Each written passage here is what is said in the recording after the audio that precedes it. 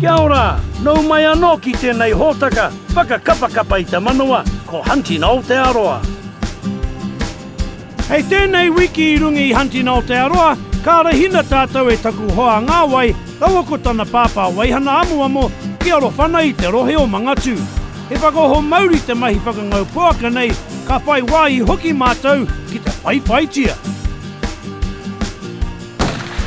Nō reira kia mautonu mai ki tēnei te hōtaka aruaru motuhake o Aotearoa katoa.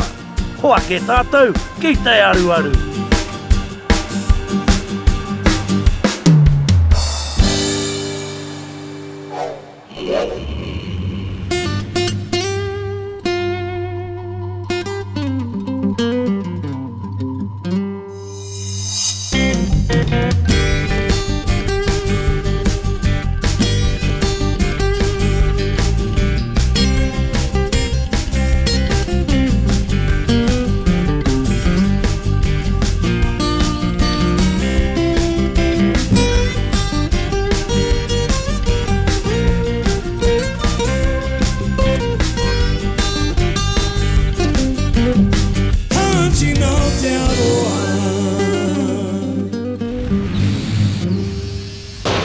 Ka aro atu te wako Hunting Aotearoa ki maunga Arowhana I te rohe o te Mangatu. He rongo nui te Mangatu mō ngā mahi aruaru, kei te kuataku ngākau ki te aruaru tahi me ngā kaitiaki o tēnei whenua pai. Ka tū tuatahi ki te wāhi whakaarahia ake tēnei pā tū watawata he te whānau. Kia ora whānau, well today I'm going to catch up with my mate Ngawai. You might recognise him from the last time we had a bit of a duck shoot. Going to meet his father and we're going to go up to a place called Arowhana and hopefully get a deer and maybe a couple of pigs. Kia ora, brother. Kia ora, Howie. Good to see you, mate. Hey, mate. Good to see you, all right. Tēnā koe te matua. Kia ora, Howie. Tēnā koe, ho. O kore hau, hari ana ki te ngahere, ne? Wahi poto I te pekātu tūtaki ki te tūngāne. Pakeke o tangata Kupu Lloyd. Hai. Tangata kei te haere tātou ki te whaiwhai poaka. Nā, ramai, haere tātou I te mihi atu ki tēnei tangata. Kia ora. E pēnei taku kōrero ki a koutou ko manga haumia te maunga, ko Mangatu te awa, ko te ngāwari, te whare tipuna, ko te marae o Mangatu. Ka tahi te timatanga pai mō ngā mahi aruaru. Ka paku mihi mai a Owen Lloyd, nā, kua wātea te huarahi mo te haere. Kua hawhe haura tō mātou haere kia tai atu ki te teihana o Arowhana. Kua mākere mai te ingoa te maunga, hei ingoa mo te teihana anō hoki. He kai ngā kau te mahi aruaru ki te kai whakahaere o te teihana. Ka kohi a ngā pihitia e ia mō ngā mākete o ta awahi. Ka tai mai ngā tūruhi ki konei mahi aruaru anō hoki. Tēnā, kia tūtaki atu tātou ki a ia. Hey. Ai ana. Good to see you, bro. Kia ora. Oh, boy. Ngawai. This is Howie. Hey. Kia ora, kupu. Hey. Gee, a bit of a bloody drive up here, eh? Oh, it depends how far you come. Bloody cold too, mate. So this is Arowhana station, eh? Arowhana station, yeah. What do you run here? I've got about 1,200 cattle all up. Yeah? About 4,000 ewes, 3-6 ewes. Yeah. And a few pigs and a few deer too, I heard. A couple of those, yeah. I'm just looking up at all those racks up there, mate. Gee, I'm getting all excited. Yeah, those are all the ones nobody wants those ones, they're too small. Ka mutu te kaputi tēnei te whare tūhaha tuarua o te aroa, ka aro atu mātou ki ngā pito morunga o te pāmu. Aha koa he rangi paki tēnei, koe nei toko haerenga makariri o atu. Heoi, mā rake ana te titiro ki te ātāhu o tēnei pito whenua, he pai hei timati ngā mahi aruaru. Kua kero ngia tētahi mea pango e au ki tua hiwira. E tori ana puaka pea. E Arowhana rānei.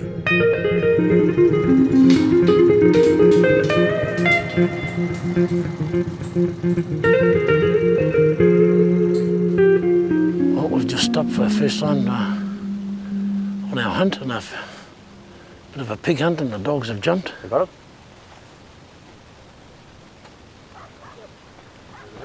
And the dogs open up. Kaore anō kia pau te kotahi haura, nā, kua timate te au o ngā kuri. Tēnā, titiro Ngawai te puaka tuatahi. Ka puhi pai a kupu. Ka tahi a Kupu John, ka toia te puaka mai raro i ngā peka. Ka pai e tama.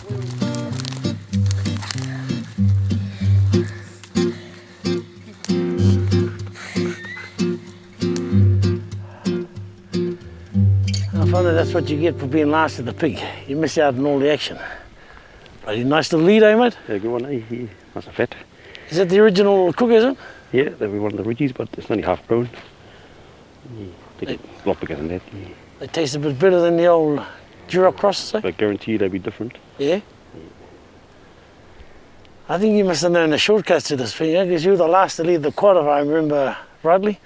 And you were the first here, and I just come in over the brow of the hill and bang! It's nice having all this grey matter and not use it, eh? And most fellas get the mimmy and they squeeze all the mimmy out of the pig. Yeah. Hey, you know, to me I reckon that's just putting all the stink out of your meat. So you best just cut it off. And there's all the mummies in there.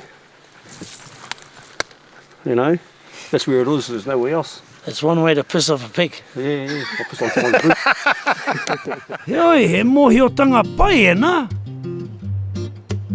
Ko Kupu John te tuatahi ki te piko puaka. Ha? Ha? Ah, kua rere.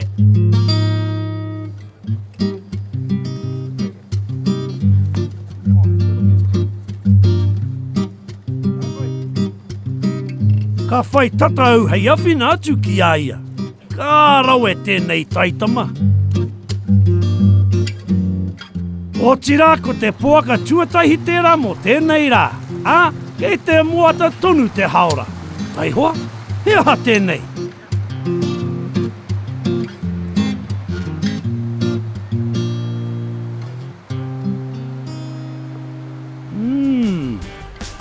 Kare au mo te mahi pērā. Hei muri ake nei, ka au anō ngā kuri. Ha, ka hoki mai a Adam me tōna kōrero awhina mo tēnei wiki.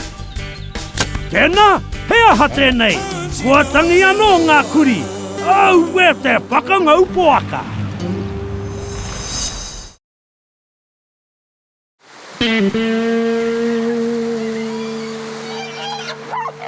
Kei te teihano Arowhana tātou. O tira, tirohia tēnei I kumea mai ai e ngā kuri. Yeah, little fella, just down there in the creek.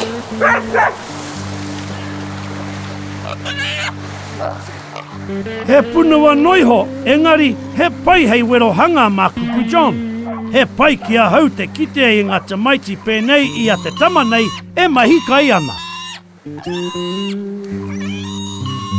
I'm just saying they are good for the old people, nice and soft with the gummy teeth.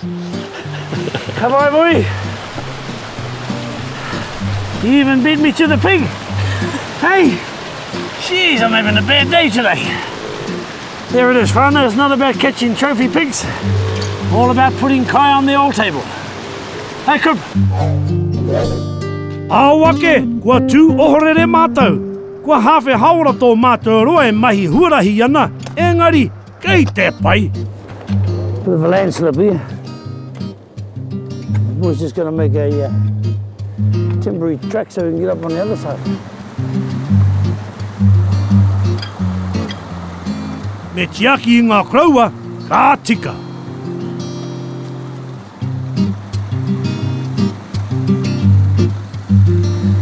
He au katinga anō kei kōake. Hoi, me u tonu aha kua ngā piki me ngā heke.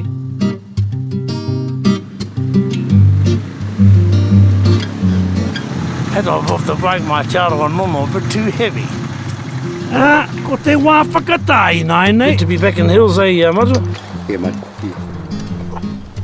As long as the fella can keep going, you keep going. Don't get like that old dog and lie down at the back door. Mā te wā ka haro mai tēnā, te rāwa. Must have seen a few changes in the way they hunt from when you started, eh? From the hikoi to the hoi-ho to the mochi. Hey, yeah. Yeah, to the motorbike. And, I'm still a horse fella. Just get along, quiet, lead the dogs. Keep up with the horse. How about your young fella here, keen hunter now, eh? Yeah. Learning all these new ways of the bikes and throwing dogs on bikes. And, Modern technology, all those gizmo things, eh? that's how dog go over the hill. You know you'd be here for a day looking for him. Kei te tangi anō ngā kuri, aroha nui ana au ki tēnei wāhi. Au he pai te rahi o tēnei uha. Kei te riri katoa ia. Got a nice fat cell here, but let him go. So a long way to carry to the top and keep the population numbers up.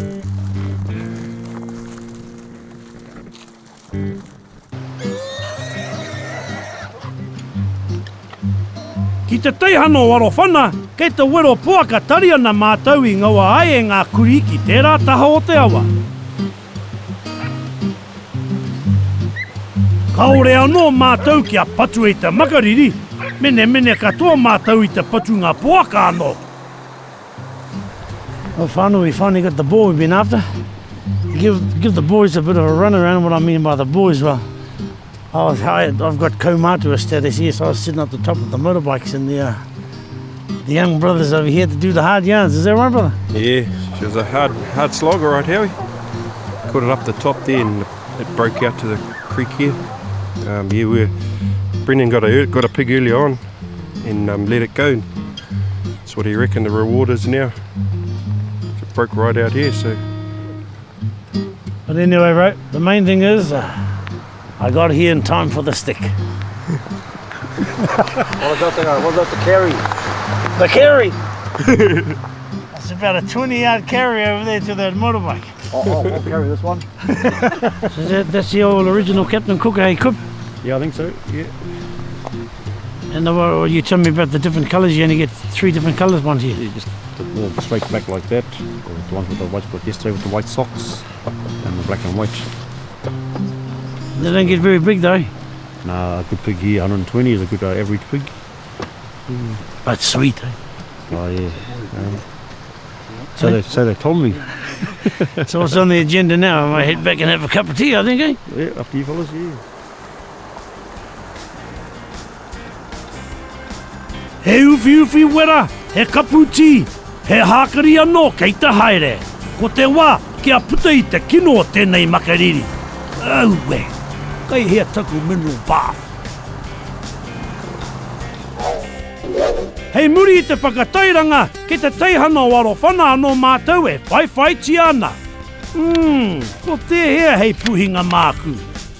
Ini mini maini mau.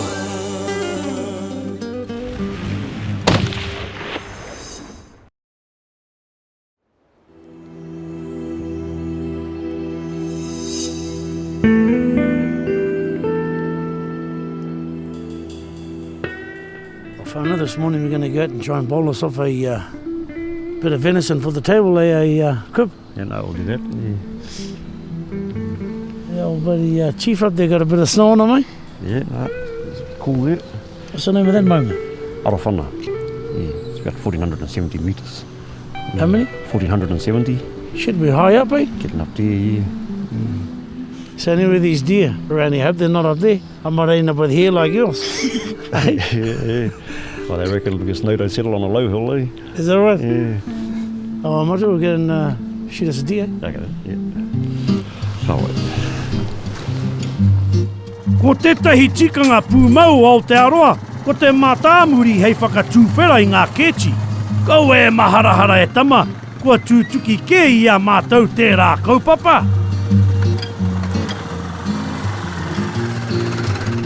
Ka hari au e te haukainga ki te tihi o te hiwi ki reira kero tia ai. I nā waimari ana, ka kitea te tō pūtanga o ngā tia.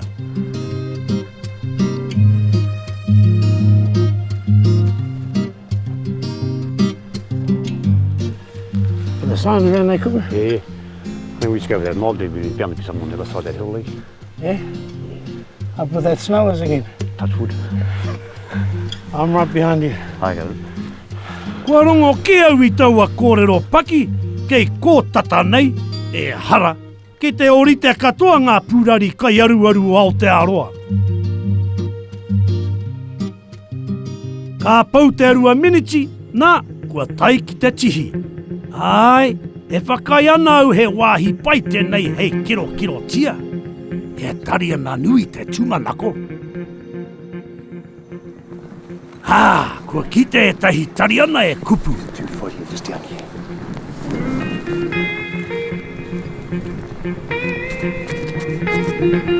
Auwe, he tuatahi tērā mōku.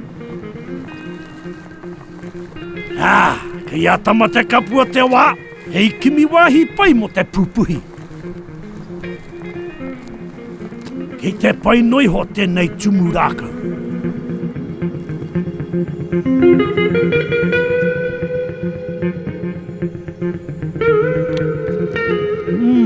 Kei te hia tia ngā rei pai ake.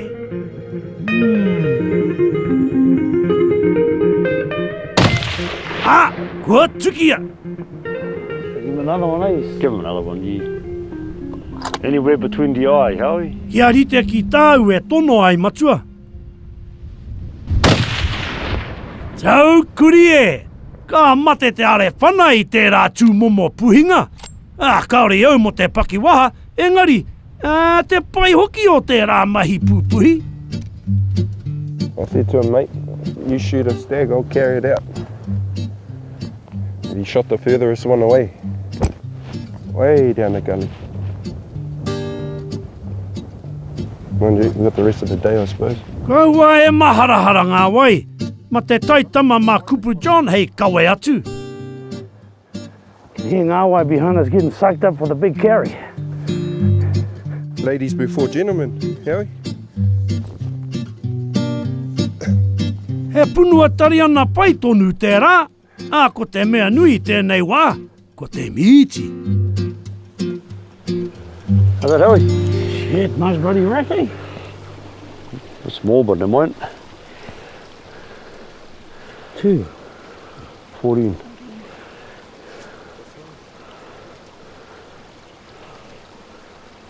Just the right size for our mate Ngawai's shoulders too, I think, eh? Oh, I think we should have got a bit bigger for him. This door today. Just pulled the shot on the side here so you can't see that bloody good shot in the head. No, mate. Can't see that headshot. It could have been worse, it could have been a Texas headshot, eh? Fuck, that's a big beast, man. Where were you aiming, Howie? It was actually on the run, eh? It was going about bloody 50 knots, wasn't it? 50k an hour. Hey, Matu. Jeez. From the hip, the first shot, just to slow it down. Could have been a bit faster, bro. But the main thing, Matu, we got some kai for the table, eh? Another man nui work.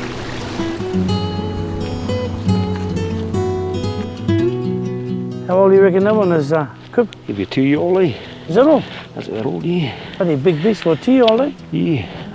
He's only a pup, this one. Yeah. Now they get a lot bigger than this, eh? Every cheer will be.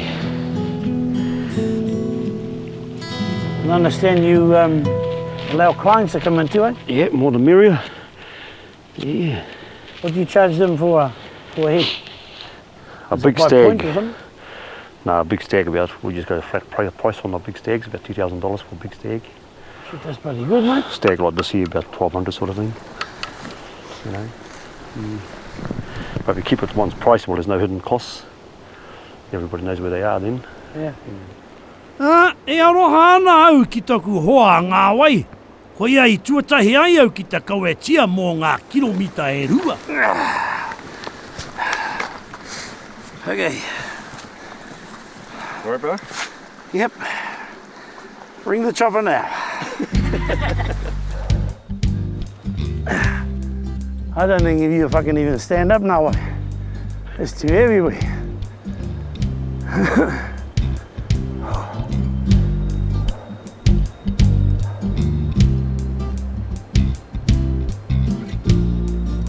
Kua te kaumita, ka riro mā Ngawai te mahi kaue.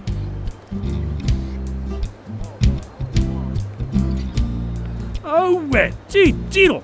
Anō nei he pitbull a ia. Ka rau e Ngawai. Koe rā te hāngai. Ko koe mo te hiki tia ki runga puke. I get a photo of you on your camera with you now, eh? Hey? Koe nei te tahi o aku haerenga pai ake.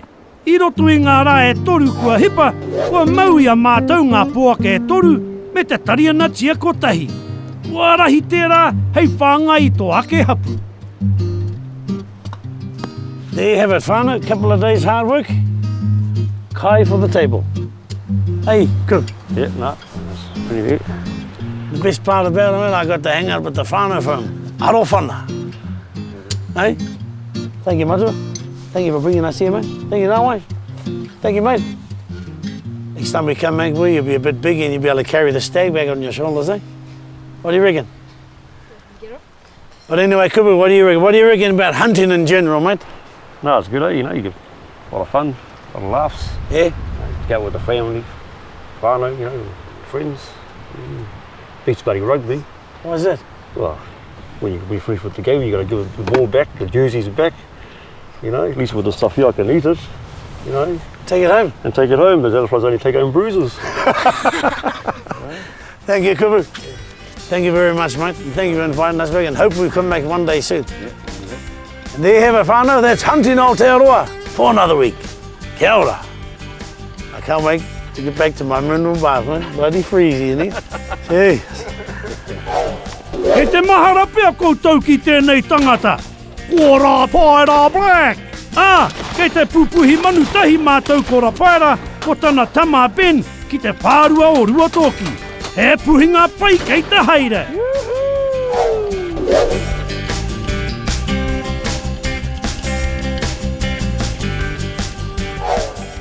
Oh, you got about 5 years old and the dog started to bark. The mates were going to take off. He said, no, hang on, I think it broke. He said, oh no, they got it, you know. And they cracked up because, you know, these fellas were hunters for a long way back and he was a little fellow telling them what to do.